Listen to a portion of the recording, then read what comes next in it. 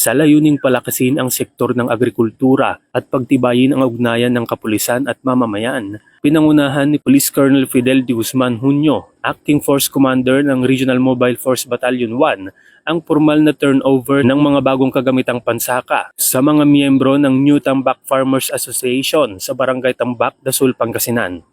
Naisakatuparan ang proyektong ito sa pamamagitan ng pagkikipagtulungan ng 105th Maneuver Company sa pamumuno ni Police Captain Chris Eson A. Soriano, katuwang ang Department of Labor and Employment ng Western Pangasinan, lokal na pamahalaan ng Dasol at Dasol Municipal Police Station. Kabilang sa mga pinagkaloob na kagamitan ay 2 hand tractor na may trailer, 3 knapsack sprayer, 3 water pump at 3 grass cutter.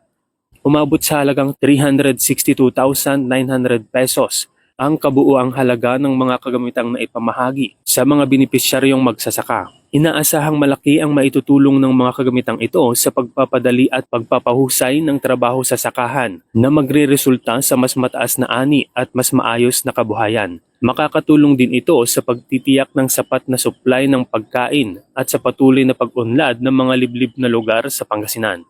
Ang inisyatibong ito ay hindi lamang nakatuon sa pagbibigay ng tulong teknikal, kundi isa ring konkretong hakbang sa pagsusulong ng pag-asa, kaunlaran at pagkakaisa ng mga komunidad sa kanayunan. Ang ganitong mga proyekto ay nagpapakita ng tunay na diwa ng bayanihan at malasakit na siyang pundasyon ng isang matatag at maunlad na lipunan.